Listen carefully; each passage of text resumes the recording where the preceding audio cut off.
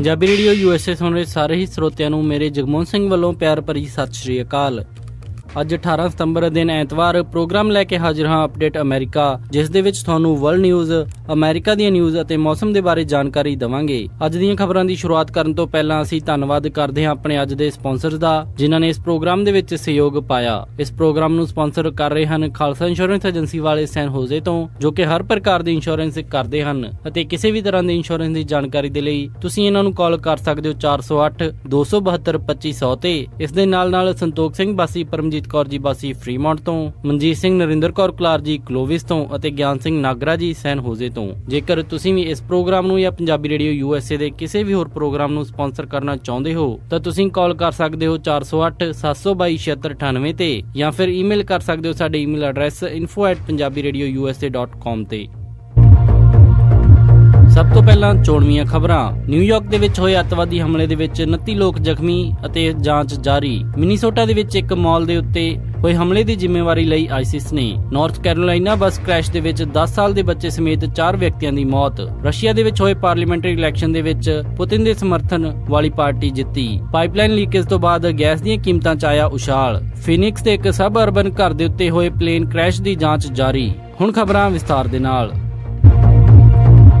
New York Manhattan ਦੇ ਵਿੱਚ sidewalk ਤੇ ਹੋਏ ਬੰਬ ਧਮਾਕੇ ਦੇ ਵਿੱਚ 29 ਲੋਕ ਜ਼ਖਮੀ ਹੋ ਗਏ। ਇਸ ਮਾਮਲੇ ਦੇ ਵਿੱਚ ਅੱਤਵਾਦੀ ਹਮਲਾ ਹੋਣ ਦੇ ਸੰਕੇਤ ਨਜ਼ਰ ਆ ਰਹੇ ਹਨ, ਪਰ ਪੁਲਿਸ ਹਜੇ ਇਸ ਦੀ ਜਾਂਚ ਕਰ ਰਹੀ ਹੈ। ਇੱਕ ਸਾਹਮਣੇ ਆਈ ਵੀਡੀਓ ਫੁਟੇਜ ਤੋਂ ਪਤਾ ਲੱਗਿਆ ਹੈ ਕਿ ਇੱਕ ਪ੍ਰੈਸ਼ਰ ਕੁੱਕਰ ਜਿਸ ਦੇ ਉੱਤੇ ਟੇਪ ਦੇ ਨਾਲ ਸੈੱਲਫੋਨ ਵਰਗੀ ਕੋਈ ਚੀਜ਼ ਲਪੇਟੀ ਹੋਈ ਸੀ, ਉਹ ਉੱਥੇ ਰੱਖਿਆ ਗਿਆ ਸੀ ਅਤੇ ਇੱਕ ਵੀਡੀਓ ਫੁਟੇਜ ਦੇ ਵਿੱਚ ਇੱਕ ਵਿਅਕਤੀ ਧਮਾਕੇ ਤੋਂ ਠੀਕ 40 ਮਿੰਟ ਪਹਿਲਾਂ ਧਮਾਕੇ ਵਾਲੀ ਜਗ੍ਹਾ ਦੇ ਉੱਤੇ ਇੱਕ ਡਫਲ ਬੈਗ ਖਿੱਚ ਕੇ ਲੈ ਕੇ ਜਾਂਦਾ ਹੋਇਆ ਦੇਖਿਆ ਗਿਆ ਅਤੇ ਵੀਡੀਓ ਦੇ ਵਿੱਚ ਨਜ਼ਰ ਆ ਰਿਹਾ ਹੈ ਕਿ ਉਸਨੇ ਉਹ ਬੈਗ ਉਸੇ ਜਗ੍ਹਾ ਦੇ ਉੱਤੇ ਛੱਡ ਦਿੱਤਾ ਜਿੱਥੇ ਕਿ ਉਹ ਪ੍ਰੈਸ਼ਰ ਕੁੱਕਰ ਮਿਲਿਆ। ਬਾਅਦ ਦੇ ਵਿੱਚ ਉਸ ਜਗ੍ਹਾ ਦੇ ਉੱਤੇ 2 ਵਿਅਕਤੀ ਇੱਕ ਵਾਈਟ ਗਾਰਬੇਜ ਬੈਗ ਦੇ ਵਿੱਚੋਂ ਕੁਝ ਕੱਢਦੇ ਨਜ਼ਰ ਆ ਰਹੇ ਹਨ, ਜੋ ਕਿ ਮੰਨਿਆ ਜਾ ਰਿਹਾ ਹੈ ਉਹੀ ਪ੍ਰੈਸ਼ਰ ਕੁੱਕਰ ਸੀ ਜੋ ਕਿ ਧਮਾਕੇ ਦੇ ਲਈ ਵਰਤਿਆ ਗਿਆ। ਹਜੇ ਤੱਕ ਪੁਲਿਸ ਨੂੰ ਉਹਨਾਂ 2 ਵਿਅਕਤੀਆਂ ਦੇ ਅਤੇ ਪਹਿਲੇ ਵਿਅਕਤੀ ਦੇ ਆਪਸ ਦੇ ਵਿੱਚ ਕਿਸੇ ਲਿੰਕ ਦਾ ਪਤਾ ਨਹੀਂ ਲੱਗਿਆ ਹੈ। ਪੁਲਿਸ ਇਸ ਦੇ ਬਾਰੇ ਹੋਰ ਜਾਣਕਾਰੀ ਜੁਟਾਉਣ ਦੇ ਲਈ ਪਬਲਿਕ ਤੋਂ ਮਦਦ ਮੰਗ ਰਹੀ ਹੈ। ਹੋਏ ਇਸ ਧਮਾਕੇ ਤੋਂ ਬਾਅਦ ਪੂਰੇ ਨਿਊਯਾਰਕ ਦੇ ਵਿੱਚ ਸੁਰੱਖਿਆ ਪ੍ਰਬੰਧ ਪੁਖਤਾ ਕਰ ਦਿੱਤੇ ਗਏ। ਨਿਊਯਾਰਕ ਦੇ ਮੇਅਰ ਬਿਲ ਡੀ ਬਲਾਸੀਓ ਨੇ ਕਿਹਾ ਹੈ ਕਿ ਸਾਰੀਆਂ ਲਾਅ ਇਨਫੋਰਸਮੈਂਟ ਏਜੰਸੀਜ਼ ਮਿਲ ਜੁਲ ਕੇ ਇਸ ਘਟਨਾ ਦੀ ਜਾਂਚ ਕਰ ਰਹੀਆਂ ਹਨ। ਮਿਨੀਸੋਟਾ ਦੇ ਵਿੱਚ ਇੱਕ ਵਿਅਕਤੀ ਨੇ ਚਾਕੂ ਦੇ ਨਾਲ 9 ਵਿਅਕਤੀਆਂ ਦੇ ਉੱਤੇ ਹਮਲਾ ਕੀਤਾ ਅਤੇ ਬਾਅਦ ਦੇ ਵਿੱਚ ਇੱਕ ਆਫ ਡਿਊਟੀ ਪੁਲਿਸ ਅਫਸਰ ਨੇ ਉਸ ਨੂੰ ਗੋਲੀ ਮਾਰ ਦਿੱਤੀ। ਇਸ ਦੇ ਵਿੱਚ ਹੁਣ ਸਾਹਮਣੇ ਆਇਆ ਕਿ ਉਹ ਵਿਅਕਤੀ ਜਿਸ ਨੇ ਮਿਨੀਸੋਟਾ ਮਾਲ ਦੇ ਵਿੱਚ ਚਾਕੂ ਦੇ ਨਾਲ ਹਮਲਾ ਕੀਤਾ ਸੀ, ਉਸ ਦੇ ਸੰਬੰਧ ਆਈਸਿਸ ਦੇ ਨਾਲ ਸੀ ਅਤੇ ਆਈਸਿਸ ਨੇ ਇਸ ਹਮਲੇ ਦੀ ਜ਼ਿੰਮੇਵਾਰੀ ਲੈ ਲਈ ਹੈ। ਮਿਨੀਸੋਟਾ ਦੇ ਸ਼ਹਿਰ ਸੇਂਟ ਕਲਾਉਡ ਦੇ ਵਿੱਚ police chief William Blair Anderson ਨੇ ਪ੍ਰੈਸ ਕਾਨਫਰੰਸ ਦੇ ਵਿੱਚ ਦੱਸਿਆ ਕਿ ਇਸ ਵਕਤ ਉਹ ਇਸ ਹਮਲੇ ਦੇ ਪਿੱਛੇ ਕਿਸੇ ਵੀ ਪੋਲੀਟੀਕਲ ਜਾਂ ਪਰਸਨਲ ਮੋਟੀਵੇਸ਼ਨ ਦੀ ਜਾਂਚ ਕਰ ਰਹੇ ਹਨ। FBI ਨੇ ਇਸ ਨੂੰ ਐਕਟ ਆਫ ਟੈਰਰਿਜ਼ਮ ਦੱਸਦੇ ਹੋਏ ਇਸ ਦੇ ਉੱਤੇ ਜਾਂਚ ਸ਼ੁਰੂ ਕਰ ਦਿੱਤੀ ਹੈ। ਹੋਏ ਇਸ ਹਮਲੇ ਤੋਂ ਬਾਅਦ ਮੁਸਲਿਮ ਅਤੇ ਸੋਮਾਲੀ ਕਮਿਊਨਿਟੀ ਨੇ ਐਂਟੀ ਮੁਸਲਿਮ ਬੈਕਲੈਸ਼ ਹੋਣ ਦਾ ਖਤਰਾ ਜ਼ਾਹਿਰ ਕੀਤਾ। ਉਹਨਾਂ ਨੇ ਇੱਕ ਪ੍ਰੈਸ ਕਾਨਫਰੰਸ ਕਰਦੇ ਹੋਏ ਕਿਹਾ ਕਿ ਮਿਨੀਸੋਟਾ ਦੇ ਵਿੱਚ ਹੋਏ ਇਸ ਹਮਲੇ ਤੋਂ ਬਾਅਦ ਦੇ ਵਿੱਚ ਮੁਸਲਿਮ ਕਮਿਊਨਿਟੀ ਦੇ ਉੱਤੇ ਕੁਝ ਲੋਕ ਬਦਲੇ ਦੀ ਭਾਵਨਾ ਦੇ ਨਾਲ ਹਮਲਾ ਕਰ ਸਕਦੇ ਹਨ। ਉਹਨਾਂ ਨੇ ਕਿਹਾ ਕਿ ਉਹ ਇਹ ਉਮੀਦ ਕਰਦੇ ਹਨ ਕਿ ਕਿਸੇ ਵੀ ਤਰ੍ਹਾਂ ਦੀ ਐਂਟੀ ਮੁਸਲਿਮ ਆਰਗੇਨਾਈਜੇਸ਼ਨ ਇਸ ਨੂੰ ਬਦਲੇ ਦੀ ਭਾਵਨਾ ਨਾਲ ਕਾਰਵਾਈ ਨਾ ਕਰਦੇ ਹੋਏ ਸਾਡੀ ਕਮਿਊਨਿਟੀ ਦੇ ਉੱਤੇ ਟਾਰਗੇਟ ਨਾ ਕਰੇ। ਬਾਹਰੋਂ ਆਏ ਜ਼ਿਆਦਾਤਰ ਮੁਸਲਿਮ ਇਮੀਗ੍ਰੈਂਟਸ ਮਿਨੀਸੋਟਾ ਦੇ ਸ਼ਹਿਰ ਸੇਂਟ ਕਲਾਉਡ ਦੇ ਵਿੱਚ ਰਹਿੰਦੇ ਹਨ ਅਤੇ ਇੱਥੇ ਇਹਨਾਂ ਦੀ ਸੰਖਿਆ ਕਾਫੀ ਜ਼ਿਆਦਾ ਹੈ। ਸੋ ਇਹਨਾਂ ਸਾਰਿਆਂ ਨੇ ਹੀ ਇੱਕ ਪ੍ਰੈਸ ਕਾਨਫਰੰਸ ਕਰਦੇ ਹੋਏ ਇਹ ਡਰ ਜ਼ਾਹਿਰ ਕੀਤਾ ਕਿ ਆਈਸਿਸ ਦੇ ਹੋਏ ਇਸ ਹਮਲੇ ਤੋਂ ਬਾਅਦ ਉਹਨਾਂ ਦੇ ਉੱਤੇ ਹਮਲੇ ਵੱਧ ਸਕਦੇ ਹਨ। ਨਾਰਥ ਕੈਰੋਲਾਈਨਾ ਬੱਸ ਕ੍ਰੈਸ਼ ਦੇ ਵਿੱਚ ਇੱਕ 10 ਸਾਲ ਦੇ ਬੱਚੇ ਦੇ ਸਮੇਤ 4 ਵਿਅਕਤੀਆਂ ਦੀ ਮੌਤ ਹੋ ਗਈ। ਸਾਊਥ ਕੈਰੋਲਾਈਨਾ ਦੇ ਜੂਨੀਅਰ ਕਾਲਜ ਫੁੱਟਬਾਲ ਟੀਮ ਨੂੰ ਲੈ ਕੇ ਜਾ ਰਹੀ ਇੱਕ ਬੱਸ ਨਾਰਥ ਕੈਰੋਲਾਈਨਾ ਹਾਈਵੇ ਦੇ ਉੱਤੇ ਕ੍ਰੈਸ਼ ਹੋ ਗਈ, ਜਿਸ ਦੇ ਵਿੱਚ ਬੱਸ ਡਰਾਈਵਰ, 2 ਫੁੱਟਬਾਲ ਪਲੇਅਰ ਅਤੇ ਇੱਕ 10 ਸਾਲ ਦਾ ਬੱਚਾ ਮਾਰੇ ਗਏ। US ਹਾਈਵੇ 74 ਦੇ ਉੱਤੇ ਕੱਲ ਦੁਪਹਿਰ ਤਕਰੀਬਨ 2:30 ਵਜੇ ਇਹ ਹਾਦਸਾ ਹੋਇਆ। ਨੈਸ਼ਨਲ ਟਰਾਂਸਪੋਰਟੇਸ਼ਨ ਸੇਫਟੀ ਬੋਰਡ ਨੇ ਇਸ ਮਾਮਲੇ ਦੇ ਵਿੱਚ ਜਾਂਚ ਕਮੇਟੀ ਬਿਠਾ ਦਿੱਤੀ ਹੈ ਜੋ ਕਿ ਇਸ ਹਾਦਸੇ ਦੀ ਜਾਂਚ ਕਰੇਗੀ।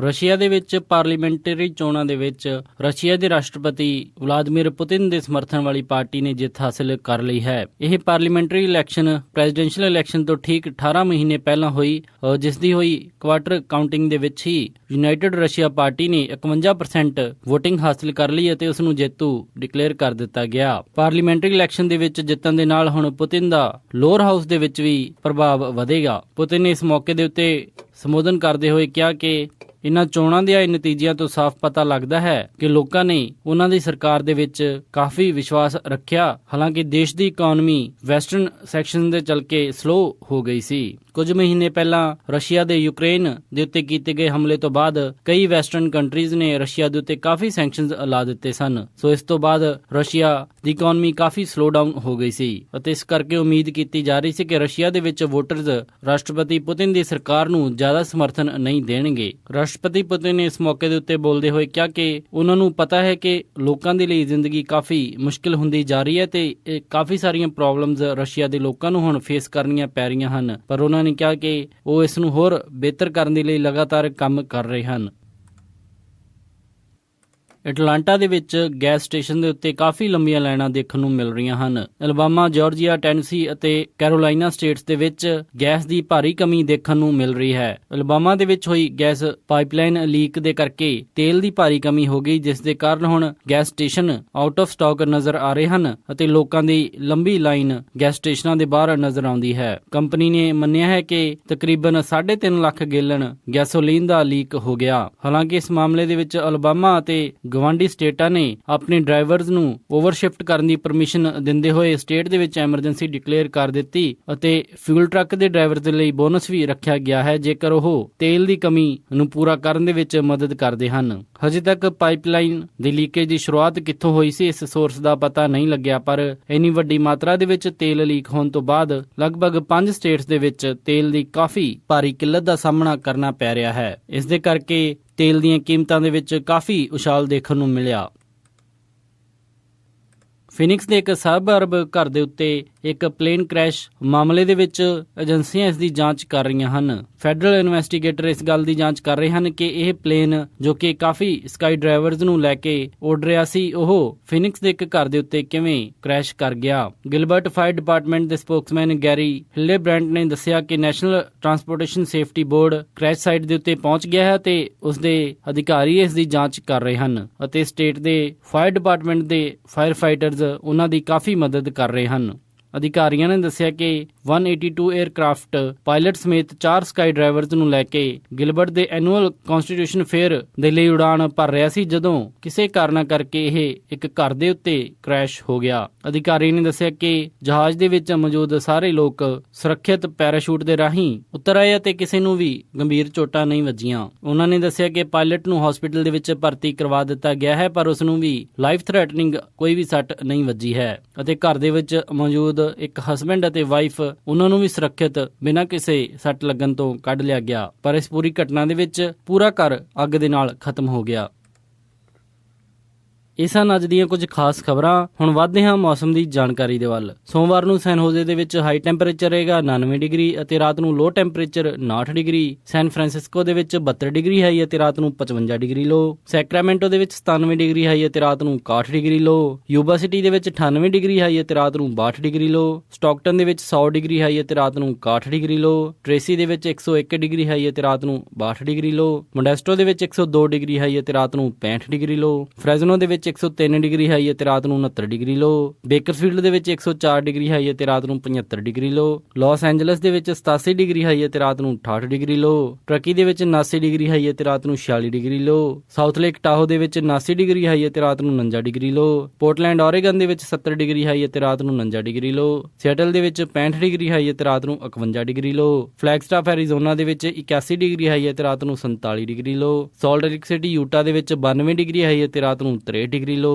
ਸ਼ਿਕਾਗੋ ਦੇ ਵਿੱਚ 85 ਡਿਗਰੀ ਹਾਈ ਅਤੇ ਰਾਤ ਨੂੰ 65 ਡਿਗਰੀ ਲੋ। ਨਿਊਯਾਰਕ ਦੇ ਵਿੱਚ 76 ਡਿਗਰੀ ਹਾਈ ਅਤੇ ਰਾਤ ਨੂੰ 71 ਡਿਗਰੀ ਲੋ। ਕੈਨੇਡਾ ਟੋਰਾਂਟੋ ਦੇ ਵਿੱਚ 25 ਡਿਗਰੀ ਸੈਲਸੀਅਸ ਹਾਈ ਅਤੇ ਰਾਤ ਨੂੰ 18 ਡਿਗਰੀ ਸੈਲਸੀਅਸ ਲੋ। ਵਿਨੀਪੈਗ ਦੇ ਵਿੱਚ 21 ਡਿਗਰੀ ਸੈਲਸੀਅਸ ਹਾਈ ਅਤੇ ਰਾਤ ਨੂੰ 8 ਡਿਗਰੀ ਸੈਲਸੀਅਸ ਲੋ ਰਹੇਗਾ। ਕੈਲਗਰੀ ਦੇ ਵਿੱਚ 16 ਡਿਗਰੀ ਸੈਲਸੀਅਸ ਹਾਈ ਅਤੇ ਰਾਤ ਨੂੰ 4 ਡਿਗਰੀ ਸੈਲਸੀਅਸ ਲੋ ਅਤੇ ਵੈਨਕੂਵਰ ਦੇ ਵਿੱਚ 15 ਡਿਗਰੀ ਸੈਲਸੀਅਸ ਹਾਈ ਅਤੇ ਰਾਤ ਨੂੰ 10 ਡਿਗਰੀ ਸੈਲਸੀਅਸ ਲੋ। ਪੰਜਾਬ ਅੰਮ੍ਰਿਤਸਰ ਦੇ ਵਿੱਚ 38 ਡਿਗਰੀ ਸੈਲਸੀਅਸ ਹਾਈ ਅਤੇ ਰਾਤ ਨੂੰ 26 ਡਿਗਰੀ ਸੈਲਸੀਅਸ ਲੋ। ਮੈਲਬਨ ਆਸਟ੍ਰੇਲੀਆ ਦੇ ਵਿੱਚ 18 ਡਿਗਰੀ ਸੈਲਸੀਅਸ ਹਾਈ ਅਤੇ ਰਾਤ ਨੂੰ 10 ਡਿਗਰੀ ਸੈਲਸੀਅਸ ਲੋ। ਲੰਡਨ ਦੇ ਵਿੱਚ 18 ਡਿਗਰੀ ਸੈਲਸੀਅਸ ਹਾਈ ਅਤੇ ਰਾਤ ਨੂੰ 13 ਡਿਗਰੀ ਸੈਲਸੀਅਸ ਲੋ। ਬਰਲਿਨ ਜਰਮਨੀ ਦੇ ਵਿੱਚ 20 ਡਿਗਰੀ ਸੈਲਸੀਅਸ ਹਾਈ ਅਤੇ ਰਾਤ ਨੂੰ 7 ਡਿਗਰੀ ਸੈਲਸੀਅਸ ਲੋ ਅਤੇ ਫਰਾਂਸ ਪੈਰਿਸ ਦੇ ਵਿੱਚ 19 ਡਿਗਰੀ ਸੈਲਸੀਅਸ ਹਾਈ ਅਤੇ ਰਾਤ ਨੂੰ 11 ਡਿਗਰੀ ਸੈਲਸੀਅਸ ਲੋ ਰਹੇਗਾ। ਇਸੀ ਜੀ ਮੌਸਮ ਦੀ ਜਾਣਕਾਰੀ। ਅੱਜ ਵੀਕਐਂਡ ਹੋਣ ਕਾਰਨ ਸਟਾਕ ਮਾਰਕੀਟ ਬੰਦ ਰਹੀ। ਅਗਲੀ ਸਟਾਕ ਮਾਰਕੀਟ ਦੀ ਇਨਫੋਰਮੇਸ਼ਨ ਦਵਾਂਗੇ ਸੋਮਵਾਰ ਦੇ ਅੰਕ ਵਿੱਚ। ਇਸੇ ਦੇ ਨਾਲ ਅੱਜ ਦਾ ਇਹ ਪ੍ਰੋਗਰਾਮ ਅਪਡੇਟ ਅਮਰੀਕਾ ਇੱਥੇ ਹੀ ਸਮਾਪਤ ਕਰਦੇ ਹਾਂ। ਇਜਾਜ਼ਤ ਦਿਓ। ਉਮੀਦ ਹੈ ਕਿ ਤੁਹਾਨੂੰ ਅੱਜ ਦਾ ਇਹ ਪ੍ਰੋਗਰਾਮ ਪਸੰਦ ਆਇਆ ਹੋਵੇਗਾ। ਕਿਸੇ ਵੀ ਤਰ੍ਹਾਂ ਦੇ ਫੀਡਬੈਕ ਦੇ ਲਈ ਤੁਸੀਂ ਸਾਨੂੰ ਕਾਲ ਕਰ ਸਕਦੇ ਹੋ 408 722 7698 ਤੇ ਜਾਂ ਫਿਰ ਈਮੇਲ ਕਰ ਸਕਦੇ ਹੋ ਸਾਡੀ ਈਮੇਲ ਐਡਰੈਸ info@punjabiradiousa.com ਤੇ। ਇੱਕ ਵਾਰੀ ਫਿਰ ਸਾਰੀ ਸਪਾਂਸਰ ਦਾ ਬਹੁਤ-ਬਹੁਤ ਧੰਨਵਾਦ। ਮਿਲਦੇ ਹਾਂ ਜੀ ਅਪਡੇਟ ਅਮਰੀਕਾ ਦੇ ਅਗਲੇ ਅੰਕ ਵਿੱਚ। ਤਦ ਤੱਕ ਲਈ ਸਾਰਿਆਂ ਨੂੰ ਪਿਆਰ ਅਤੇ ਸਤਿਕਾਰ ਭਰੀ ਸਤਿ ਸ਼੍ਰੀ ਅਕਾਲ। ਸੁਣਦੇ ਰਹੋ ਪੰਜਾਬੀ ਰੇਡੀਓ USA।